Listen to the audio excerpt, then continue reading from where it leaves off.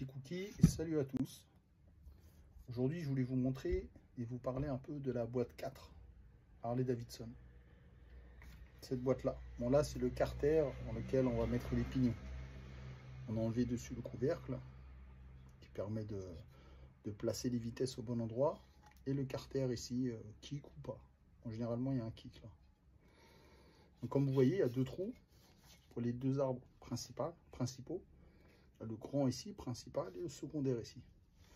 Dedans, moi, je lui mets un produit, parce que c'est une boîte poreuse, c'est de l'alu, c'est vieux. C'est une boîte qui a été produite entre 1936 et 1984, pendant 48 ans. Ça a fait Harley. Il y a eu des petits changements dans les 10 dernières années, mais sinon, c'est la même boîte qui a été posée sur chaque Harley, sur tous ces modèles-là. Après, c'est passé à la boîte 5. Moi, j'aime beaucoup ces boîtes-là.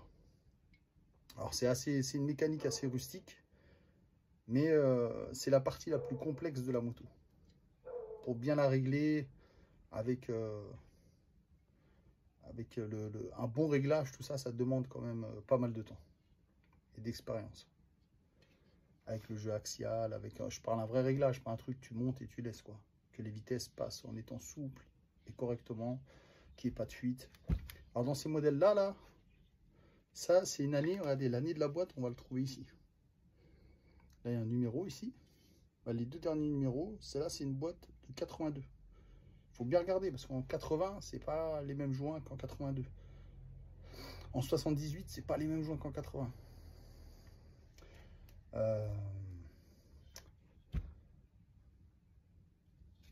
Donc, je voulais vous montrer, voilà, ceux-là. Les problèmes de ces boîtes-là, alors il y a des problèmes récurrents. C'est le joint SPI que tu mets ici. Alors aujourd'hui, ils ont fait un kit qui permet de régler le problème de cette fuite récurrente. Parce que là, il y a une entretoise. Dessus, on met un joint SPI.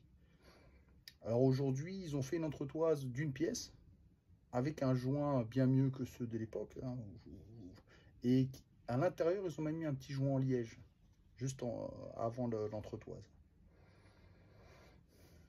Alors les problèmes, c'est comme là, on voit qu'elle a un petit peu abîmé, ça c'est pas bien, ça, tu vois. Alors il faut changer les roulements, là je sais faire.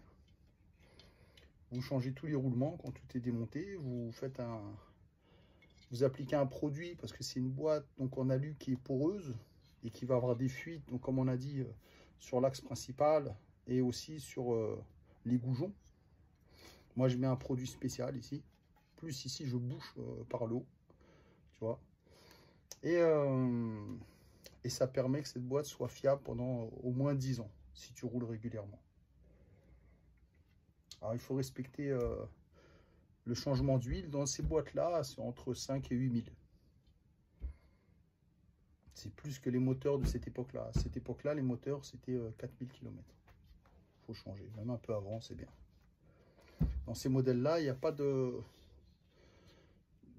avant, on branchait le câble. Pourquoi il y a ça? Dans les premières boîtes, on branchait le câble de compteur directement dans la boîte, pas sur la roue. Et là, en 82, ils faisaient plus ça maintenant. Donc ils ont bouché ça et tu mets le câble de compteur sur l'escargot que tu mets sur la roue. Enfin voilà les gars. À bientôt.